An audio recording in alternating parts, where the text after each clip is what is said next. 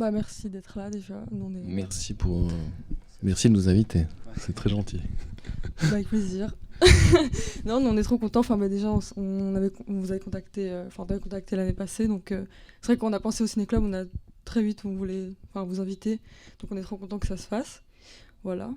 C'est vrai qu'on voulait présenter, on voulait montrer Lucie perd son cheval, mais comme on a vu qu'il y avait demain la séance avec Kino Féroce, qu'on allait, du coup, venez demain la séance Kino Féroce à Flagey, que du coup on préférait montrer ces films-là, même si je pense qu'ils ont déjà été présentés au Ciné Club.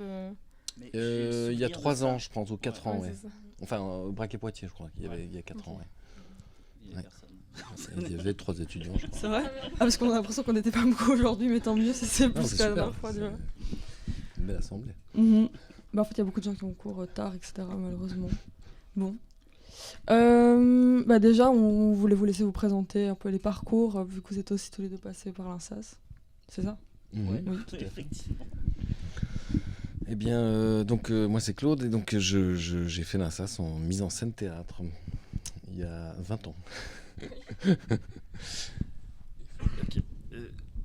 Moi c'est Florian, j'ai fait l'INSAS en images et je suis sorti il y a 10 ans. Ouais, ok, voilà, un petit pile poil. Ok, bah du coup, c'est vrai que je pense qu'on se demandait un peu la mise en scène et comment t'es passé au cinéma. Vu qu'il me semble que dans les dates, t'as fait beaucoup de théâtre avant de passer au ciné. Ou est-ce que tu faisais déjà des plus petits films peut-être qui sont pas sortis avant ? Non, en fait, si tu veux, je fais donc je suis sorti de l'INSAS, voilà. Et puis je fais toujours du théâtre d'ailleurs depuis, ça fait donc 20 ans que je fais ça. Et j'ai commencé à venir au cinéma, je pense, je sais pas, je dirais il y a peut-être un peu plus que... Il y a 10 ans, ouais, un truc comme ça, en parallèle. Le Mali c'était 2014. 2014, ouais. Ouais, c'est ça. 6, ouais, un truc comme ça, une dizaine d'années. Et en gros, ça a commencé plutôt par des projets qui étaient souvent liés au théâtre, d'ailleurs. Parce que d'ailleurs, en fait, ceux qui verront Lucie perd son cheval, c'est aussi un projet un peu hybride, parce qu'il y avait une sorte de... Enfin, il y avait d'abord un spectacle, et puis c'est devenu un film. Enfin, voilà, c'est une histoire un peu compliquée. Mais donc, ça a toujours été des projets qui, de près ou de loin, avaient des liens avec le théâtre. Et puis, il y a eu des films comme... par exemple, Le Mali en Afrique était un film qu'on a fait en 2014. C'était un film qui était inclus dans un spectacle. Donc, c'est-à-dire qu'il y avait... le spectacle durait 2 heures et il y avait 1 heure de film pendant le spectacle. Il y avait une première partie, puis il y avait un écran qui descendait, et puis on voyait un film, et puis en fait on voyait une troisième partie, et c'était les mêmes acteurs qu'on voyait dans le film et dans le spectacle. Ce que j'ai fait pour Lucie perd son cheval aussi, qui en fait s'appelle Un Royaume, parce que c'est d'abord un spectacle, et donc dans lequel il y a aussi un film, et puis il y a toute une partie qui se passe dans un théâtre vide, et c'est cette partie-là qu'on a transformée en film après coup. Mais par exemple, Rien sauf l'été et Les Braquet-Poitiers, c'est des projets qui sont indépendants des projets de cinéma, sauf que c'est souvent avec des gens avec qui j'ai fait du théâtre. Et donc, c'est des gens qu'on retrouve dans les spectacles pour la plupart. Et puis donc, c'était aussi l'idée particulièrement ces 2 films-là, c'est bien de les avoir montrés ces 2 films-là ce soir, parce que dans le processus, c'était Rien sauf l'été, c'était un film où justement, j'étais sorti d'un film qui s'appelait Le Mali en Afrique, qui était un film avec un scénario, voilà.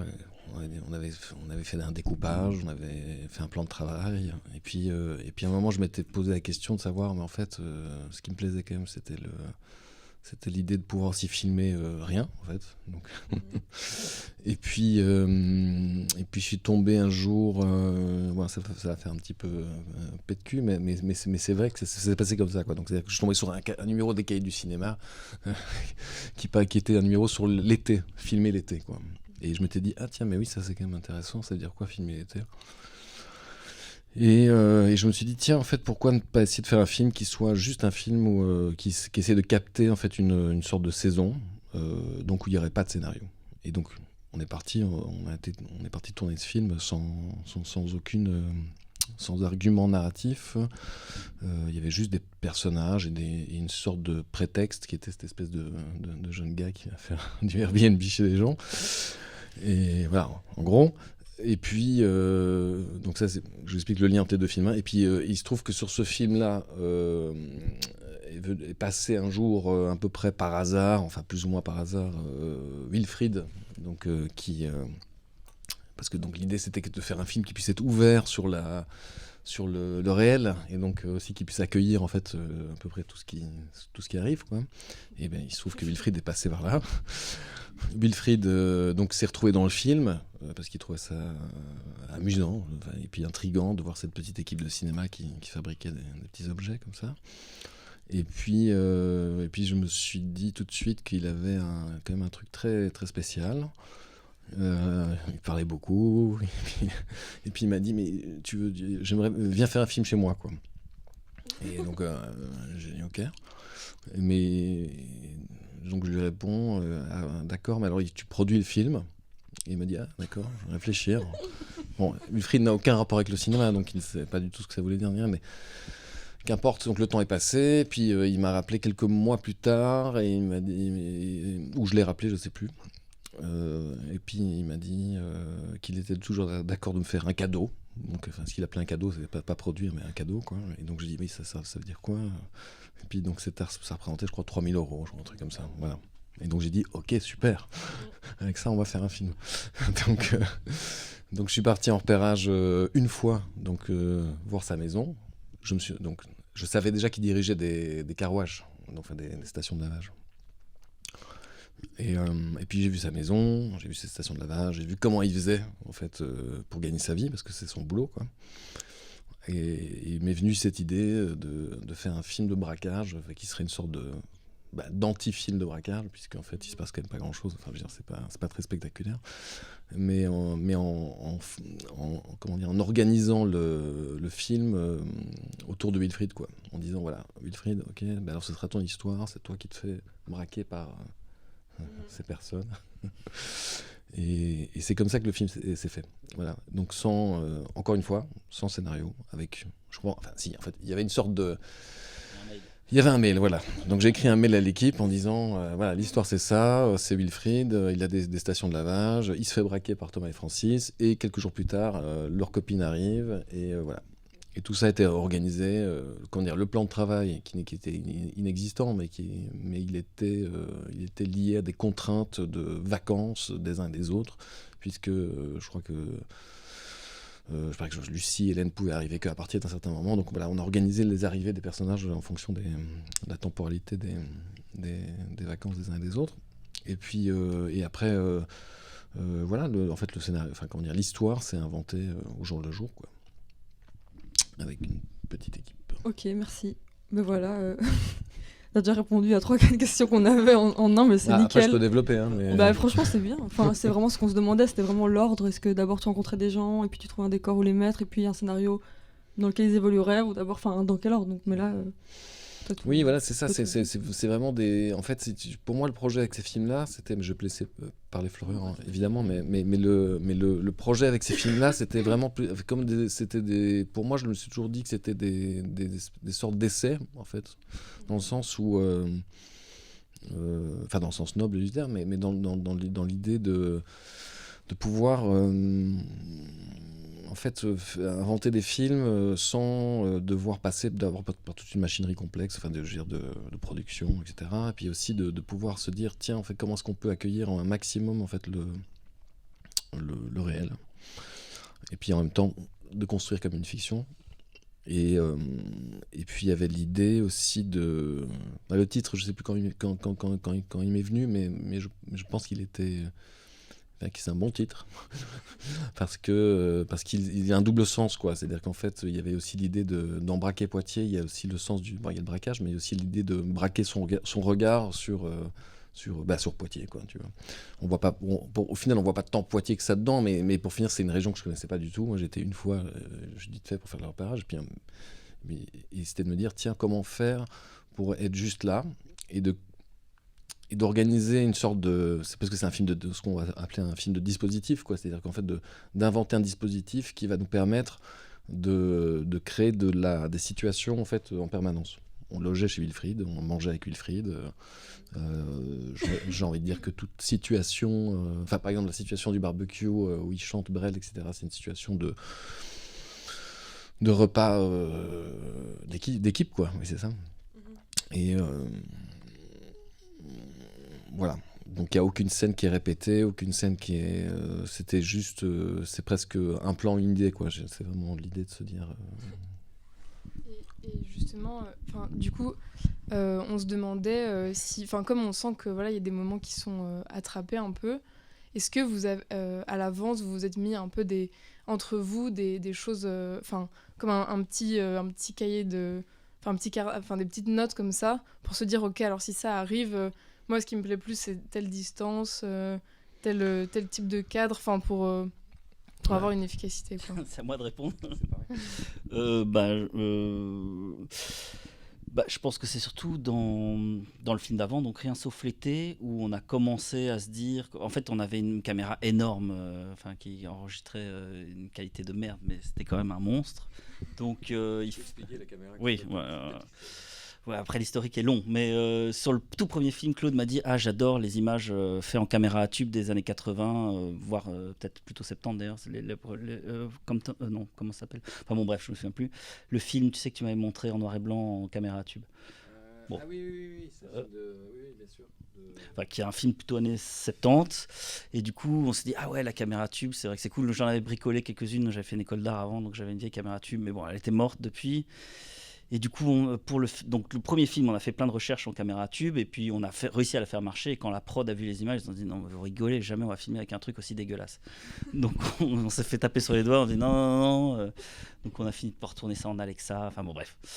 Et du coup, quand on a essayé de faire ce film de vacances, Rien sauf l'été, on a ressorti la vieille caméra à tube en disant génial, on n'a pas de prod, on peut l'utiliser, personne ne va nous dire c'est trop moche. Et à part que c'est un monstre, quoi. Enfin, le truc, c'était quand même. Donc, à partir de là, on s'est dit, bon, on va faire des plans fixes. Et à partir de. En fait, le dispositif, il est venu assez simplement de choisir des cadres. Et dedans, on laisse passer ce qui se passe, tu vois. Et comme ça avait plus ou moins bien marché pour Rien sauf l'été, je veux dire, on a continué dans la même veine sur le film d'après, où on découpait pas, quoi. À chaque fois, il y avait on choisissait un cadre. Et après, dedans, les acteurs, on les laissait vivre, quoi. En gros. Donc je crois que c'était à peu près notre seul dispositif intellectualisé en tout cas.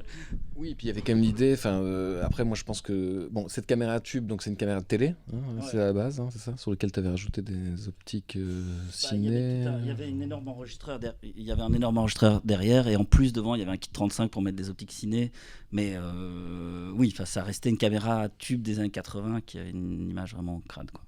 Une définition vraiment dégueulasse, mais et donc parce que le film dont tu parles, ça s'appelle Stranded in Canton et c'est un film alors je sais pas si quelqu'un dans la salle l'a vu, mais ça c'est un film magnifique, rien à voir avec ce qu'on a fait, mais les images sont sublimes. Stranded in Canton, ça veut dire genre échoué à Canton, qui est une ville aux États-Unis, je crois.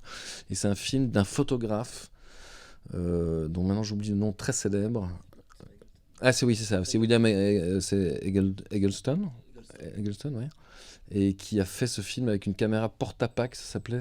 C'est les premières caméras en fait vidéo qui pouvaient tourner de la nuit avec une.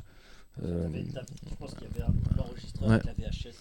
Mais ce qui donne une image très, comment dire. Moi, je suis quand même assez sensible à la question de l'image. Enfin, je veux dire, on a choisi ça aussi parce que il y a une texture en fait d'image qui m'intéresse beaucoup, et c'est vrai que par exemple sur ce genre de film là, mais de manière générale, pour moi la question de l'outil en fait avec lequel on va travailler n'est quand même pas tout à fait anodine. Pour moi, alors il y a aussi une idée derrière tout ça quand même, que la HD en fait.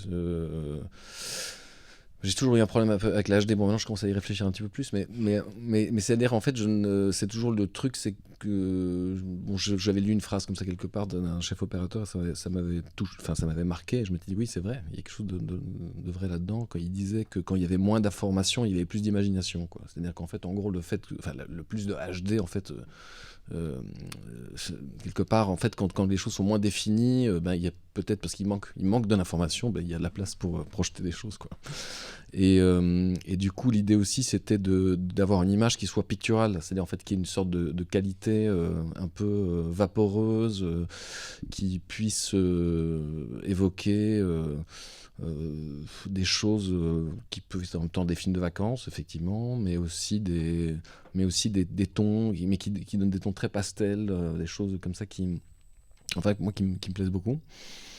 Et qui vont à l'encontre, en fait, effectivement, de choses, d'outils qu'on va utiliser aujourd'hui et qui sont des caméras beaucoup plus définies, quoi. Mais par exemple, sur Braquet-Poitiers, on a utilisé une autre caméra, Florian en parlera très bien, une iconoscope.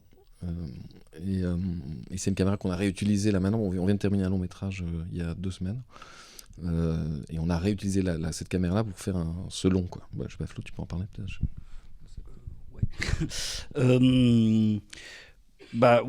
Oui, depuis le début, de toute façon, on a toujours voulu avoir une image texturée, enfin en tout cas quelque chose de... En fait, on aurait toujours voulu tourner en pellicule, mais on n'a jamais eu le pognon. C'est un peu ça le sous-texte à la base, au début. Et finalement, après Rien sauf l'été, on s'était dit quand même que la caméra était gigantesque et que c'est vrai que pour des questions de simplicité de tournage, il fallait peut-être passer à autre chose. Et c'est vrai que j'avais étalonné un film de quelqu'un en iconoscope, qui est une espèce de caméra suédoise qui a été inventée en 2009, qui est assez, je ne veux pas dire expérimentale, mais bon, pas très stable. C'est vraiment une caméra faite par 2 mecs en Suède qui a ces petits bugs, quoi. Et du coup, je crois qu'on a dû aller la louer à Berlin. Enfin, je me souviens plus, je sais que c'était tout un bordel, que Thomas avait dû prendre l'avion pour la chercher à Berlin. Enfin bon, bref. Mais oui, c'est une caméra qui a très peu de définition. Du coup, elle en a beaucoup plus que la première, que la caméra à tube. Mais on reste dans un truc quand même, je veux dire, c'est un capteur 16. Donc déjà, on a mis des vieilles optiques dessus 16, je crois. Et voilà, dès que tu fais un plan large, tu commences à moins voir. Et donc, mais c'est ça qui fait tout le charme de cette caméra, justement, quoi. Comme tu disais, quoi, au moins on en voit, peut-être qu'il y a plus d'imagination et plus de choses à inventer, quoi. Après, c'est un peu théorique. Oui, mais dans les faits, c'est réel, quoi. Enfin, je veux dire, dès qu'on était, là sur le long qu'on vient de faire, on avait des problèmes, c'est que dès qu'on est trop large, ça commençait à être un peu...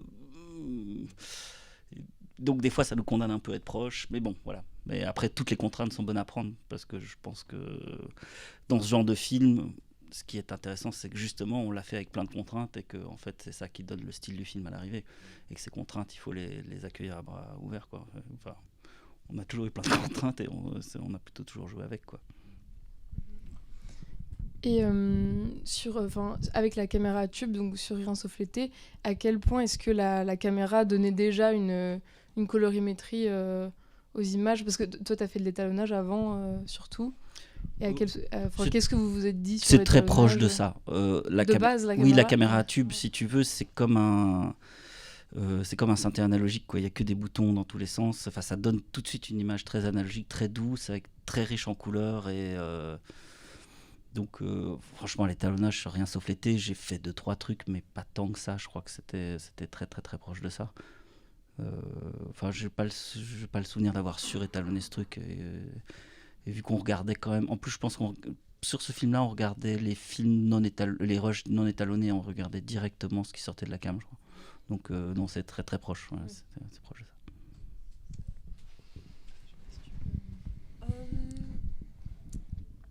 Oui, mais c'est vrai qu'on se posait la question du coup des personnages. C'est vrai que nous on pensait qu'en fait il y avait des personnages qui étaient pros, avec qui justement tu jouais dans des pièces, et d'autres qui étaient documentaires. Donc c'est le cas pour Wilfried, mais c'est le seul, ou bien il y en a quand même d'autres? Non, en fait, si tu veux, comment dire, par exemple, dans Rien sauf l'été, il y en a beaucoup qui sont pas acteurs. Dans Braquet-Poitiers, pour être plus clair, je pense que... Alors, les 2 filles sont des actrices formées, on va dire, et les autres ne le sont pas. Donc, en fait, Francis... Alors, il se trouve que Francis, par exemple, qui joue... Francis, voilà. Francis, c'est quelqu'un que j'ai rencontré dans un café. Un soir, il chantait du Brel d'ailleurs, c'était très tard la nuit, il était très saoul et il chantait du Brel, et c'était il y a peut-être 10 ans, je pense, un truc comme ça. Et en fait, je l'ai vu et je me suis dit, ah putain, ce mec, il faut faire un truc avec lui. C'est Et le moment où tu cherchais le et personnage. je cherchais un personnage pour un spectacle que je préparais, un truc que j'allais faire pour les Halles de Scarbeck. Et donc, j'ai trouvé. Enfin, le lendemain, j'ai bu un café avec Francis. Et en gros, il s'est retrouvé à devenir acteur, quoi. Donc en fait, il n'est pas acteur de formation, mais il a ce côté extrêmement naturel. Mais maintenant, en fait, il est quand même. Enfin, je veux dire, alors il ne joue qu'avec moi, mais il serait tout à fait d'accord de jouer pour d'autres, hein, si vous êtes intéressé. Mais en tout cas, pour l'instant, il travaille qu'avec moi et on a fait pas mal de trucs ensemble, théâtre, cinéma. Il joue dans le dernier long aussi.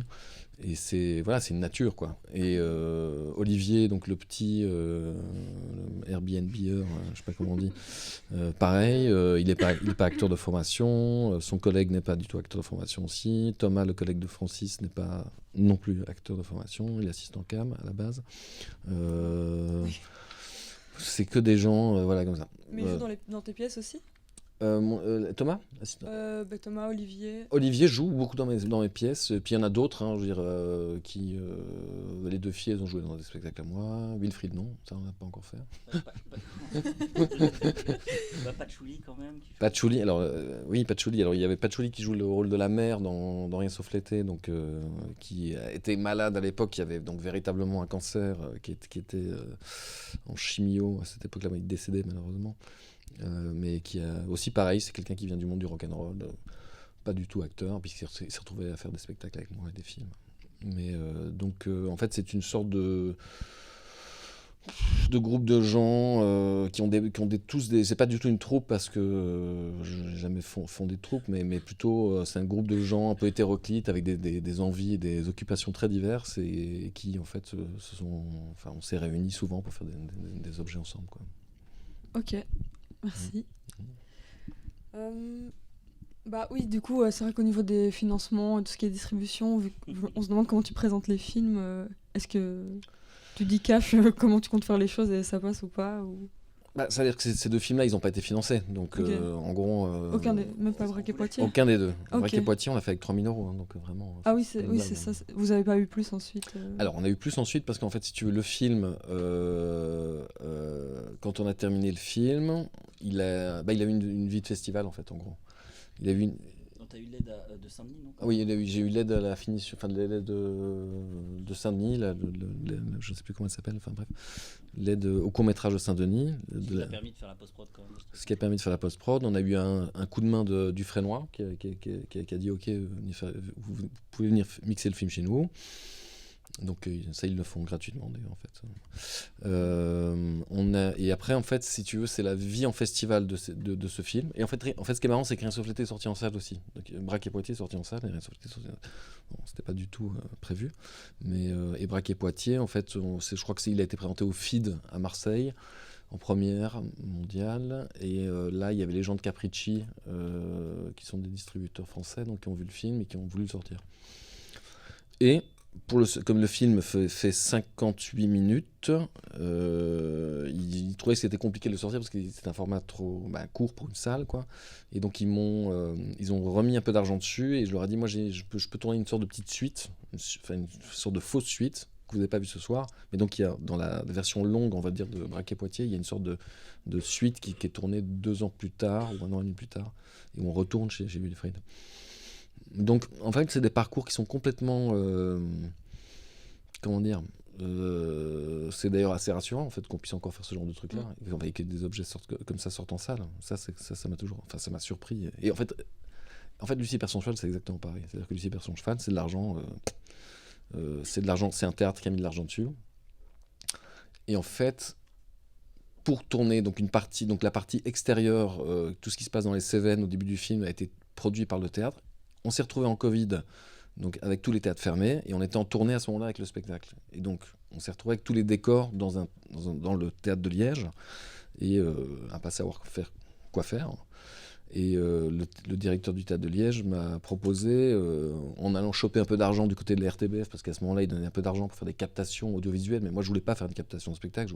Ce qui m'intéressait, c'était de poursuivre, de réadapter en fait le spectacle en film. Et je crois qu'en 2 semaines, on a monté la production du truc, quoi. Et donc, on s'est retrouvé à tourner 2 semaines plus tard. On a tourné en 10 jours, je sais pas, un truc comme ça. Ouais, 10 jours. Et avec un budget ridicule, mais en transformant le théâtre en studio de cinéma. Et ça, c'était quand même assez génial, parce que tout d'un coup, on avait une espèce d'équipe mixte avec des techniciens de théâtre qui devenaient des techniciens de cinéma. Enfin, c'était très, très... avec des éclairages de cinéma qui servaient d'éclairage de théâtre. Et tout ça ensemble a fabriqué cet objet qui, encore une fois, va sortir en salle de manière modeste. Ça reste une petite sortie. Il y a pas de... Et moi, je suis très content, d'ailleurs, que ça se passe comme ça. Et qui va être distribué par Shellac en France aussi en janvier. Mais donc c'est tout. En fait, c'est un peu ce qui est assez génial avec ce genre de projet, c'est que c'est des projets qui sont sortis de nulle part, donc c'est rassurant. Si. Faites des films. Faites des films sans argent, ça marche en fait. Tout le monde vous dira que c'est pas vrai, mais en fait si. Enfin, je dis ça, je blague un peu, mais en tout cas, ces films-là ont chaque fois trouvé en fait une sorte de façon de s'inscrire dans l'institution et ont eu des vrais parcours, quoi, tu vois. Au festival, en salle, à la télé. Et après ça, donc on a eu effectivement, il y a eu ce qui s'est passé, c'est par exemple quand Braque et Poitiers est sorti, enfin il y a eu un achat Arte, donc ça c'est bien parce que il y a de l'argent qui arrive un peu, donc il y a eu de l'argent qui est arrivé a posteriori et qui a permis de finir le truc, on va dire.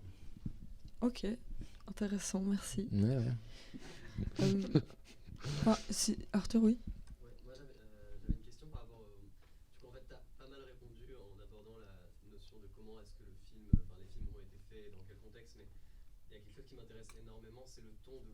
Mmh. Des comédiens et des comédiennes et non comédiens, non comédiennes, qui n'est pas exactement réaliste. Et je trouve ça super chouette. Mmh. Et je me demandais comment est-ce que tu travailles ça. Est-ce que c'était, en l'occurrence dans ma question, est-ce qu'il y a un travail préparatoire pré-tournage, mais plutôt du coup, comment ça se passe en fait? Qu'est-ce que tu leur donnes pour arriver à ce ton-là que tu trouves hyper juste, hyper touchant et je pense que ça a à voir avec d'abord le choix des gens, en fait, si tu veux. C'est des gens particuliers, tu vois, donc il y a forcément... il se passe toujours quelque chose, quoi. Par exemple, je prends l'exemple le plus flagrant, mais Wilfried, si on veut, mais Francis, pareil. Francis, si tu mets la caméra sur on, il se passera... Enfin, sur rec, pardon. Il faut encore enregistrer. Mais il se passera forcément quelque chose. Enfin, il se passe quelque chose, quoi. Voilà. Après, si tu veux, pour moi, alors, c'est vrai que je crois qu'il y a un humour un peu particulier, effectivement. Je le constate parce qu'il revient de film en film, mais il est lié, je pense, je ne sais pas très bien. En fait, ce qui m'intéresse, c'est je crois, de trouver une espèce d'endroit qui, en même temps, n'est pas franchement de la comédie, parce que il n'y a rien qui m'emmerde plus que d'entendre qu'une réplique en fait a été faite pour qu'elle fasse marrer, etc. Mais c'est plutôt de mettre en place des situations ou d'imaginer des situations, mais ça peut aller très vite, hein, c'est juste. Tiens, vas-y, on se met au café, là, et tout d'un coup, vous parlez de ça.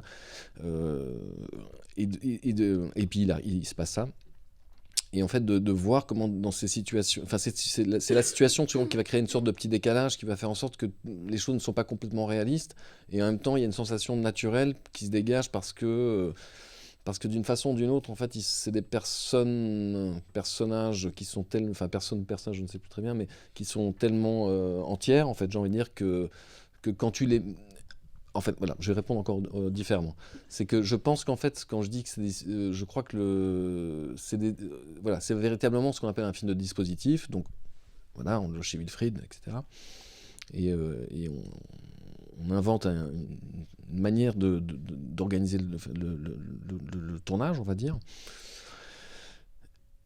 Et c'est la mise en relation de personnalités qui sont... Alors ça, c'est mon travail, effectivement, c'est mon intuition à moi, on va dire, mais je peux avoir l'intuition de me dire, tiens, si je mets telle personne en relation avec telle personne, il va se passer quelque chose, tu vois. Donc si tu veux, il n'y a pas de travail de direction d'acteur.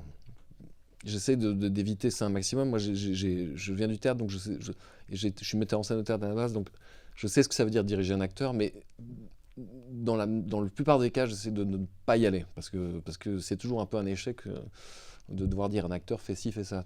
J'essaie d'être, au contraire, le plus...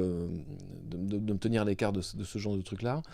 Mais par contre, donc, de mettre en place un dispositif, une situation, ou mettre en relation certaines personnes qui va faire qui vont faire qu'il se passera quelque chose. Et après, c'est un peu le choix, effectivement, c'est un peu comme dans la cuisine, tu vois, tu te dis, bah, si je mets Francis avec lui, il y a des chances qu'il se passe quand même quelque chose, et que, alors l'humour, ouais, C'est je sais aussi pas. des gens qui ont. Oui, Enfin, et puis c'est des gens qui sont c'est drôles. juste des gens qui sont drôles aussi. Je crois que toute la bande là, c'est quand même. Enfin, à la base, c'est aussi des potes. Enfin, parce que Rien sauf l'été aussi, c'était aussi un moment, c'était la question est-ce qu'on part en vacances? Je me souviens, il y avait un plan de partir en vacances dans les Pyrénées. Et puis finalement, on s'est dit non, on va aller faire un film. Il y a la moitié de la bande qui était dégoûtée, tout le monde voulait aller en vacances. Mais bon. Et finalement, on a fait le film. Mais donc, ouais, bref, tout ça pour dire que c'est aussi une bande d'amis qui ont forcément un humour particulier, on va dire ça comme ça, quoi. Mais après, encore une fois, pour répondre à l'histoire de la... voilà, en tout cas, ce qui est sûr, c'est que... Alors c'est toujours bizarre parce que par exemple, Braque et Poitiers, parfois il est vu par des gens qui me disent « Ah, c'était génial, je me suis trop marré, etc. » Et je vois bien qu'il y a des gens qui ne comprennent pas en fait que le projet n'est pas en fait de faire un film drôle. C'est pas du tout le projet. Enfin, je veux dire, je me rends bien compte qu'il y a des choses drôles dedans, mais qui me font et encore marrer aujourd'hui. Mais elles me font marrer parce que c'est pas moi qui les ai inventées d'ailleurs. Mais c'est pas du tout le. Et donc parfois c'est bizarre parce que j'ai eu comme ça des commentaires. Alors il y a des gens qui disent oui, ça me fait penser à De Lépine ou ce genre de truc. J'aime pas du tout en fait ce cinéma-là. Bon. Après, chacun ses goûts, mais en tout cas, c'est pas du tout un cinéma qui m'intéresse. Moi, j'aime bien plus Pasolini, par exemple, on va dire, que De Lépine, vous voyez. Où il y a des gens qui vont dire oui, ça fait penser à Striptease, etc. Pas du tout pour moi, mais alors rien à voir. C'est pas du tout j'essaie pas du tout d'avoir un regard qui soit, comment dire, orienté ou d'essayer de mettre les gens dans des situations où on montrerait leur aspect le plus. Un aspect qui serait pas toujours. Bon, après, ça, il y a des très bons striptease, c'est pas la question.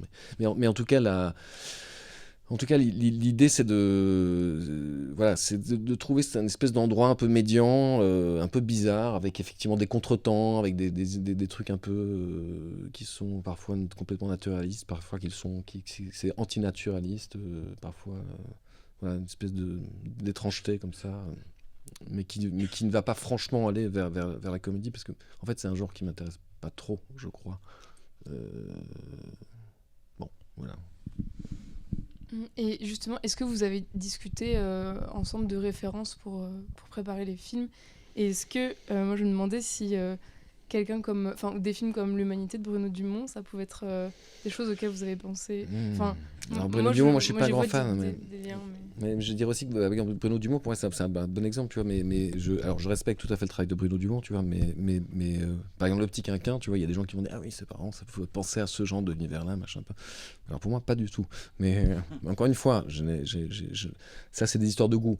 Moi ce qui me plaît pas trop chez Dumont, je veux dire des choses pas sympas, mais c'est qu'il y a un rapport justement aux acteurs qui n'est pas, pour moi je trouve, pas très généreux. C'est-à-dire qu'en réalité, même quand tu lis des articles en fait des entretiens de Bruno Dumont, la façon dont il parle des acteurs, c'est toujours un peu comme des marionnettes. C'est-à-dire en fait, il leur met des oreillettes dans l'oreille, il va leur dire en même temps de bouger le bras comme ça pour faire des trucs absurdes en même temps. Et en fait, si tu veux, pour moi, c'est une démarche qui est à l'opposé de ce que j'essaie de faire. C'est-à-dire en gros, j'essaie d'avoir une démarche qui est un peu plus généreuse que ça, entre guillemets. C'est-à-dire de faire confiance, en fait, véritablement à ce que l'autre peut produire, enfin, donner. Et pas d'être dans un rapport de démiurge, tu vois, qui serait là pour comment dire, pour tirer les ficelles et montrer l'absurdité du monde. Bon, peut-être qu'au final, c'est ça ce qui est passé aussi là-dedans, mais en tout cas, c'est pas les mêmes moyens pour y arriver, et je pense que le résultat n'est pas le même non plus. Pour moi, les cinéastes qui m'intéressent plus, mais de toute façon, on a des références communes avec Florian, je crois, mais c'est... encore une fois, je disais Pasolini par exemple, c'est un très bon exemple, mais je peux en citer beaucoup, hein, mais alors il faut le revoir. Mais par exemple, je suis un grand, je sais pas, par exemple ces dernières années, j'ai revu plein de films. Je me rends compte qu'il y a des trucs comme ça, comme je vais dire 2-3 trucs comme ça, et en fait, je pourrais dire 1000 autres cinéastes, mais ça pourrait être. Non, je veux rien dire en fait. Enfin, je sais pas. Oui, enfin, si tu veux, ça peut être. Mais ça pourrait être. Mais on a pu parler de Romer, évidemment, tu vois, pour ce film-là. On a pu parler de. Parce que j'ai l'impression que sur ces films-là, on n'a pas vraiment parlé de choses formelles, parce qu'en fait, l'aspect formel venait de ce que la réalité nous donnait, et donc on n'était pas vraiment arrivé avec des gros a priori. Là, sur le dernier film, on avait des références où c'était une fiction plus classique entre grosses guillemets, et donc on avait des références un peu plus il fallait éclairer, il y avait de la nuit, du coup il y avait des références beaucoup plus oui, il fallait faire un travail de choisir en fait ce qu'on allait faire. Là c'est en fait ce qui est dans les 2 films que vous avez vus, c'est presque pas nous qui choisissions, enfin je sais même plus parler oui, l'idée était de faire les films vacances, et du coup, forcément, la grosse tarte à la crème de tout le monde, c'est Romer. Mais en fait, c'était juste que on allait capter comme on pouvait ce qu'on allait avoir en face de nous. Donc, il n'y avait pas vraiment de plan esthétique en dehors du choix de la caméra, j'ai envie de dire. Enfin, parce que tu vois, c'était le choix d'une texture, et après, on bricolait tous les jours des plans. Et, voilà. Et on essayait de faire des beaux plans avec ce qu'on avait, quoi, tu vois. Ouais. Dans Rien sauf l'été, j'ai l'impression qu'il y a quand même pas mal de focales assez longues. Et on sent qu'on n'est quand même pas tout près des personnages.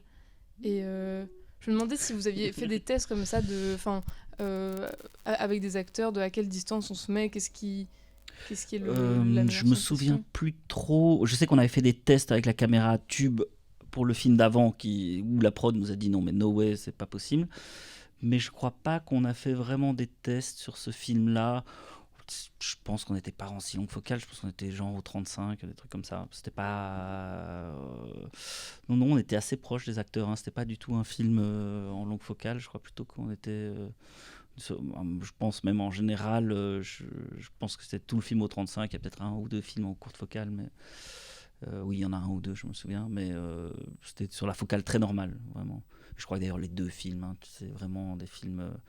on était au 35 du coup avec le kit 35 sur la grosse caméra, et sur l'autre on était en 16, je crois que le 17 Cook c'était le truc de base. Enfin, donc on était vraiment sur des focales normales, mais ce qui est assez normal dans ce genre de film réaliste, tu vois, où tu vas pas chercher des trucs bizarres forcément.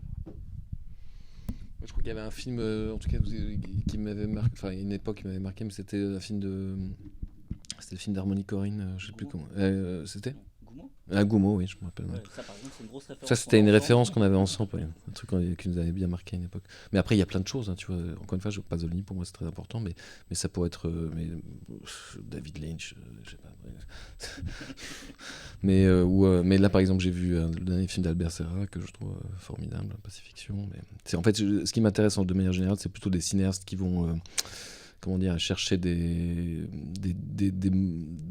modes de narration, des rapports de travail, que ce soit l'image, au travail aux acteurs, etc., qui sont pas forcément conventionnels, quoi, et qui vont aller chercher des intensités, enfin quelque chose, voilà. En tout cas, l'idée avec ces 2 films-là, c'était effectivement d'expérimenter quelque part un rapport un peu différent un petit peu au cinéma, quoi. Dans les français, je sais pas trop. T'es pas obligé de donner un mot français. Non, mais c'est parce que je réfléchis, parce qu'en plus il y en a que j'aime vraiment bien, mais... Je sais pas si dans la salle vous voulez poser des questions aussi, n'hésitez pas. Parce que moi j'avais encore... après, n'hésitez pas, même si là je vais reposer une question, mais plus tard. Mais parce qu'en fait, moi je trouve ça hyper étonnant que tu dises que c'est pas vraiment une comédie, et presque. Est-ce que presque ça peut genre te crisper d'entendre des gens beaucoup rire, ou bien t'acceptes ça ? Ah non, pas du tout, j'adore quand les gens rient dans une salle, je trouve ça génial. Non, mais ce que je veux dire, c'est que la comédie, enfin pour moi, dans le sens comédie, c'est que. Quand j'entends comédie, c'est souvent il y a parfois ce côté un peu volontariste. En fait, c'est-à-dire que je n'écrirai jamais une comédie. J'aime quand ça rit, et j'aime bien plutôt. Et puis il y a toujours de l'humour. Et j'adore cette question-là. Enfin, et c'est très important pour moi qu'il y ait de l'humour dans un film, d'une façon ou d'une autre. Toujours, oui. Ouais, mais c'est pas forcément. Mais par contre, je le qualifierais pas de pure comédie, tu vois, parce que sinon je ferais pas ça. Ce serait. Comme c'est en fait que pour toi le mot comédie il est presque connoté, ça s'associe direct à une démarche qui te déplaît en soi. Mais... C'est pas une démarche qui me déplaît, mais c'est encore une fois, c'est en fait de vouloir faire rire. Je trouve que c'est compliqué. C'est en fait, tu vois, c'est que comme après, je crois qu'il y a des gens qui arrivent. Enfin, il y a des gens qui y arrivent extrêmement bien, mais par exemple, je n'aurais jamais la volonté de vouloir faire rire. Par contre.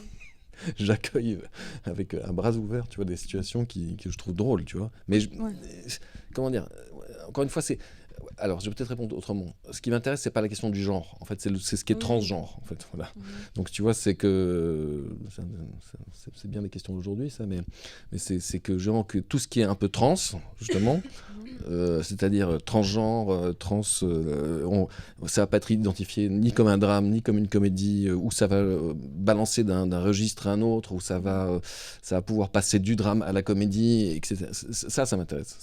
En fait, c'est plutôt les tensions qui peuvent exister entre différentes modes de narration, plutôt que quand on dit c'est une comédie, ça veut dire qu'en fait, du début à la fin, en théorie, tu es censé Ouais. te taper sur la cuisse. Oui, ok, je vois. Non, je caricature. Ouais. Mais voilà, tu vois, par exemple, si tu prends des... Oui, j'allais dire, je sais pas, je raconte n'importe quoi, mais je pense à Pasolini, justement, parce que je disais ça, mais si tu prends il y a certains films de Pasolini qui sont drôles, mais je ne dirais pas que ce sont vraiment des comédies, tu vois, des oiseaux petits et gros, c'est assez drôle, mais est-ce que c'est une comédie? Je ne pense pas, tu vois. Il y a un aspect plus métaphorique, plus... c'est cruel aussi. Même les Mille et une nuits, c'est un objet très curieux, tu vois, et assez drôle, grotesque à des endroits, mais c'est au-delà de ça, c'est aussi un objet poétique. Et c'est ça qui m'intéresse en fait, je crois. Ouais, ok. Merci. Et vous, qu'est-ce que vous faites pour l'instant? Là, tout de suite. Non mais Alain, ça, je veux dire, là pour l'instant, vous êtes sur quoi? Ah, ça dépend, hein, parce que là, il y a plein de sections. Vous êtes c'est des gens de réalisation, d'image Il y a tout, je pense. De tout, ouais, d'accord. Mais ça, ouais. Oui, il y a de tout. Il y a même des théâtres aussi. Vous êtes en première, deuxième, troisième, De tout. quatrième? De tout, mix. Ouais. Bah oui, franchement. Ok. C'est Tito en son, je rigole. Florent en réalisation. On fait un tour. Mais vous avez des questions? Enfin, pardon. Dis-moi. Je trouve qu'il y a un rapport aussi au silence et en même temps un travail sur le son qui est hyper fort parce qu'il y a une présence de la bande sonore et qu'elle joue avec les comédiens et avec. Enfin, il y a un jeu sur le in et le up qui est hyper fort, mais je trouve qu'il y a un rapport aussi au silence et du coup une tendresse envers. Déjà, on sent qu'il y a une tendresse entre toi et tes comédiens, comédiennes vraiment réelle parce que la preuve que tu parles du fait que tu as beaucoup d'impro et que en fait tu fasses ces contextes-là, moi je sens qu'il y a beaucoup de tendresse dans ces deux films. Mais je me questionne sur le silence, parce qu'en fait, je vais parler du ton, mais en fait, c'est une question du rythme. Et est-ce que c'est un truc senti ou c'est un truc que toi, t'aimes travailler?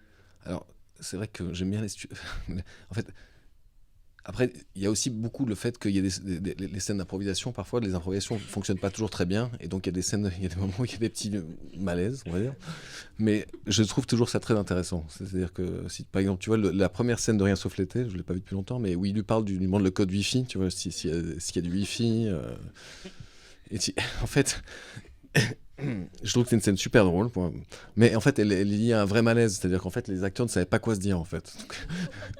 Donc, on a coupé à un moment. En fait, et surtout, c'était des prises super longues. C'est ça que tu veux. Oui, ça, c'était premier jour, day one. Premier jour, là, bim. On met la cam, bon bah c'est parti. Donc vas-y, en fait, en gros, c'est juste, vas-y, c'est parti. Bon. Ok, super. Et donc, du coup, tu as des espèces de. Effectivement. Et puis, comme les prises sont parfois très longues, parce que sur Break et Boîtier, on faisait des prises de 10 minutes. Ouais. J'ai l'impression que c'était plus long sur Rien sauf l'été. Sur Rien sauf l'été, on craquait très long encore aussi, plus, ouais. Et du coup, en fait, c'est ces espèces de. Forcément, ça crée des espèces de temps de malaise, mais qui sont pas. Enfin, c'est pas. Enfin, ce qui m'intéresse là-dedans, c'est que dans la vie, en fait, ça arrive tout le temps, en fait, ce genre de trucs-là, quoi. C'est pas pour les mettre en défaut que je fais ça, mais c'est parce que je trouve que là-dedans, par exemple, il y a beaucoup d'humour. Enfin, pour moi, il y a beaucoup de comédies qui se logent dans ce type de silence-là, tu vois. Beaucoup plus qu'une punchline, tu vois, qui serait envoyée. Enfin, même si Francis envoie quelques punchlines de temps en temps. Ça, par exemple, moi, je les ai pas écrits, tu vois, donc je sais. Mais effectivement, c'est donc du coup ces trucs-là en montage, et c'est souvent une discussion avec ma monteuse. Elle me dit ouais, mais là quand même, ça joue bizarre. Enfin, je dis ouais, mais c'est bien justement. C'est là que ça se. Parce qu'il y a une scène avant, une scène après, puis tout d'un coup, il y a deux gens qui sont plantés, qui savent pas quoi se dire, tu vois. Donc, et je trouve que dans cette espèce de moment de gêne, il se passe un truc, je sais pas comment dire, et qui dépasse la pure comédie, quoi, qui est juste un truc de comment on se parle dans la vie. Ouais. D'où est venue l'envie de mettre de la sorte de musique baroque, mais au synthé D'où ça vient? Alors, En fait, je travaille avec un gars, donc, avec un ami, Thomas Turin, mais ça fait 20 ans qu'on travaille ensemble. Et il fait de la musique de mes spectacles et donc des films. Et alors, et on a fait ça. Alors, figure-toi que sur Rien sauf l'été et sur Braque et Poitiers, c'est la même chose. C'est du Bach, en fait. Donc, c'est du Bach. Et en fait, il se trouve que Thomas est un grand amateur de Bach et que moi, j'aime bien aussi. Et du coup, en fait, c'est moi qui suis venu avec chaque fois 2 morceaux, enfin pour Rien sauf l'été et sur Braque et Poitiers, avec un morceau de Bach qui me trottait en tête parce que, en fait, Bach, j'écoute d'autres choses, hein, c'est pas ça, mais je veux dire, mais il y a une modernité hallucinante, c'est-à-dire qu'en fait, dès que c'est transposé, en fait, dès que c'est réarrangé, ça devient des espèces de trucs complètement dingos, quoi. Et donc, dans Rien sauf l'été, il y a un morceau de Bach, donc je crois que c'est une fugue, je sais pas très bien, enfin bref, et Braque et Poitiers, c'est pareil. J'avais trouvé, pour Braque et Poitiers, j'avais trouvé parce que parfois je passe beaucoup de temps à geeker, tu vois, à réécouter des morceaux dans des versions différentes, et j'avais trouvé cette version de Bach que je trouvais incroyable, qui fait l'ouverture de Braque et Poitiers, qui est faite avec des trompettes, quoi. Donc c'est un ensemble de corps, et donc ça donne un côté un peu martial, un peu lyrique, et je trouvais ça assez drôle aussi, parce que je me disais, mais ça c'est vraiment... comment dire, la musique a un espèce de souffle épique, mais un souffle épique, alors qu'en fait il se passe rien, quoi. C'est anti-spectaculaire, quoi. Et donc encore une fois, cette espèce de tension entre quelque chose qui va nous lancer, il y a une contradiction que je trouve intéressante, quoi. Et donc voilà, donc Thomas après ça a réinterprété ces morceaux, les a réarrangés. Dans la version longue de Braque et Poitiers, il en a fait un morceau qui dure, je crois, 7-10 minutes, je pense que vous l'avez pas eu là, mais qui est une version presque house d'un Bach, mais qui est vraiment super bien, quoi. C'est un vrai tube, quoi. Et donc c'est des... Voilà, pour l'instant on a fait ça, mais... en fait, ce qui est curieusement, c'est qu'on vient de terminer le long, là, quand on a terminé le tournage, et Thomas avait déjà commencé à composer des morceaux, et il est revenu avec un morceau de Bach, encore une fois, et qu'il a arrangé, et que je trouve super, en fait. Donc je me suis dit, bon, peut-être on va encore continuer à creuser là-dedans, quoi. Mais c'est juste que, je sais pas, il se passe un truc. Et donc voilà, ça amène un décalage. Et puis effectivement, c'est assez riche, quoi, comme c'est une musique qui est quand même très complexe, hein, avec des arrangements un peu lo-fi. Et rien à voir, mais à quel moment du processus, toi, t'arrives, Florian, sur les films, ou même si, bon, c'est pas un développement classique, on va dire, mais... Bah, on parle de ces 2 films-là, hein. Bah, sur ces 2 films-là, je fais des tests caméra avec les caméras un peu pourries qu'on a choisies, et puis il n'y a pas beaucoup de prépa, hein. Je crois que sur la caméra tube, je me souviens que c'était juste la galère pour qu'elle marche, parce que c'est un truc fait de bric et de broc, du coup c'était juste un peu de prépa là-dessus, mais en fait... j'étais prêt le premier jour de tournage, je crois, pas vraiment avant. Et l'autre, avec l'iconoscope, on a fait des tests dans ton jardin, je crois. On a fait 2-3 plans, peut-être sur le jardin, telle optique ou telle optique. Ah, bon, ben, on va prendre celle-là.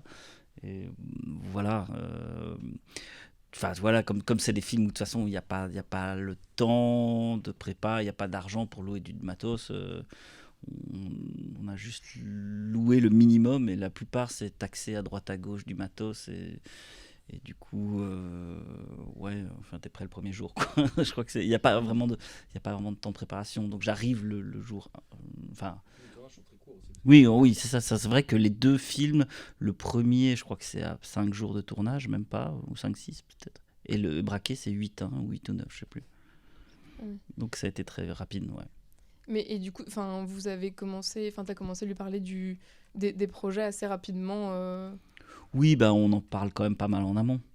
Ouais, non, j'ai l'impression qu'à chaque fois c'est une bonne excuse pour aller boire des verres, quoi. Bah, c'est surtout que du coup, Florian fait un peu partie des pièces maîtresses de ce genre de projet, quoi. Bah, en fait, comme techniquement, il y a juste Florian. Enfin, pratiquement, il y a Florian et la caméra. T'as pas du tout d'assistant cam, y a pas sur de les films là, lumière, non, Sur rien. ces 2 films, je suis tout seul. Ouais.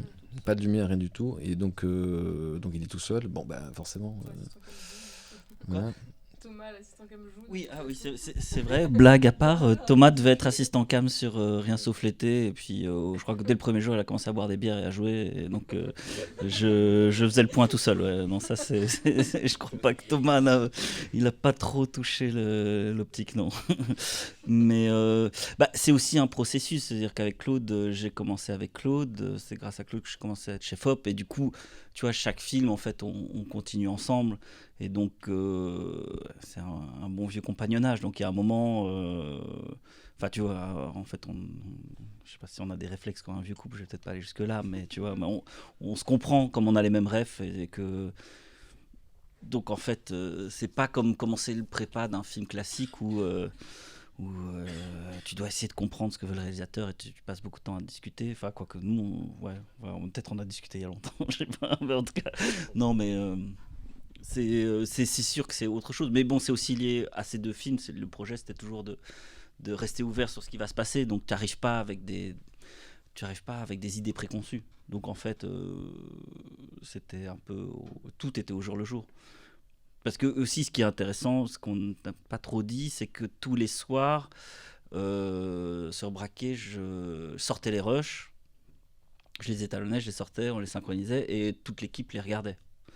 Et du coup, les acteurs les regardent et on les regardait tous ensemble et on se demandait ce qu'on allait faire le lendemain. Donc ça faisait partie du processus aussi, c'est que tous les soirs, tu regardes ce qu'on a fait et c'est ce qu'on a continué à faire après d'ailleurs. Tant que c'est possible, on le fait, oui. Après, par exemple, le dernier, c'était plus compliqué des moments parce qu'on était trop crevés. Mais en gros, l'idée de ça, c'était aussi de pouvoir, en fait... effectivement, donc, à partir du moment où on voit l'image de tous les soirs, on sait... là, je pense qu'on avait des discussions, tu vois, genre, là, ça s'est foiré, ça va pas... les premiers jours étaient catastrophiques. Premiers jours de Braquet-Poitiers, tous nos premiers jours, en général, sont pas très bons. Ouais. Donc, mais du coup, ça se précise avec pendant le tournage. Et puis, effectivement, cette façon de faire, de regarder les rushs avec les acteurs, comme il n'y avait pas de scénario, en fait, ça nous permettait donc, très simplement de comprendre en fait, quelle va être la suite de l'histoire, puisqu'on n'avait pas de finalité, quoi. Voilà, en gros. J'ai encore une question, mais du coup l'équipe elle est très petite parce que c'est vrai que vous deux vous pouvez vous comprendre, mais après peut-être les audiences sur le tournage ou alors il y en a vraiment pas beaucoup. Il y a personne. Il y a Ok. Il y a une personne au son, deux fois personne au son, et c'est tout. Ok. Ouais. Il n'y a pas de script. Pas de script, personne. Pas sur ces deux films-là. Pas de régie, rien. Ok. Donc c'est moi qui ai fait les courses. Ok. Très bien. Mais après, là, je viens de faire un long donc, où il y avait tout d'un coup une équipe. Je me rends compte quand même que c'est pas pour rien que les gens font des trucs avec des équipes, quoi. Parce qu'à un moment, comment dire, moi, il y a quand même, j'avais des craquages nerveux quand même parfois sur les tournages, non pas parce que, mais parce que je vais tout gérer, quoi. C'est-à-dire que on fait une tournée et puis Francis me disait, mais t'as pas acheté les bières, je comprends, il y a plus rien à boire, qu'est-ce qu'on fait? Je dis ouais Francis, mais là on vient de tourner, donc si tu veux, je dis bah ouais, mais j'ai plus de clopes, il faut aller au magasin. Je dis oui, on peut attendre 5 minutes ou bien tu vois, c'est un truc où tout d'un coup où tout se mélange et en fait c'est assez vertu, mais ça ok. Il y a aussi un moment où tu fais juste je n'en peux plus, quoi, parce que tu passes ton temps à gérer en fait des trucs voilà, qui normalement on ne gère pas, mais après l'avantage de ces toutes mini équipes, c'est que c'est hyper mobile, tout de suite on met en place les choses sont très faciles dans l'échange, mais voilà, mais c'est bien, mais il faut pas faire que ça. Ok, merci. Eh ben merci. Enfin, si quelqu'un a encore une question ou quoi, soyez pas frustrés en sortant de la salle. On a jamais bien parlé. Juste du coup, le long métrage que vous avez tourné là, est-ce que du coup là il y avait un dossier Oui. de prod et tout Oui. ça? Oui. Et et du coup, est-ce que tu as essayé est-ce qu'il y a encore de l'impro? Oui, mais moins, mais il y en a encore. Parce que tout à l'heure on se posait la question de à quel point est-ce que c'était possible d'écrire des volontés comme ça, qui est une espèce de gêne quelque chose qui... Enfin, sans avoir la volonté que ce soit drôle, mais qui a un truc... Enfin, comment... Parce que c'est ça le... Enfin, surtout pour Rien sauf l'été, c'est ça vraiment le cœur du film, Oui, quoi. oui, tout à fait. Et... Écoute, je peux pas te dire parce qu'on vient de commencer le montage du truc, mais en gros, ce que je me suis rendu compte quand même, je pense en tirer des conclusions à un moment et comprendre comment je vais aller faire le prochain truc, je sais pas. Mais en tout cas, oui, là le film était très écrit, il y avait un scénario, machin, et donc l'idée c'était quand même de dire bon voilà, on va pas suivre exactement les textes, donc les acteurs n'étudiez pas, mais suivez juste le canevas. Il se trouve que les acteurs en fait connaissaient très bien leur texte et que en fait quand ils improvisaient en fait c'était très très proche de ce qu'il y avait dans le texte. Il y avait un duo de flics joué par Francis justement et un autre Rodolphe Burger qui est un musicien et ce duo là par exemple il était en impro tout le temps. Donc c'était dans le film, à l'intérieur du film il y a des blocs d'impro avec des personnages qui prennent en charge des parties improvisées et puis d'autres c'est très écrit. Alors je sais pas du tout ce que ça va donner. Mais en tout cas, c'est un autre type de film. Je pense qu'il y a des choses communes, mais c'est quand même autre chose. Et puis surtout, parce que là aussi, l'ambition de ce film-là, c'était de me dire, j'avais envie de faire un film qui joue avec les codes du genre, du film policier et du film d'action.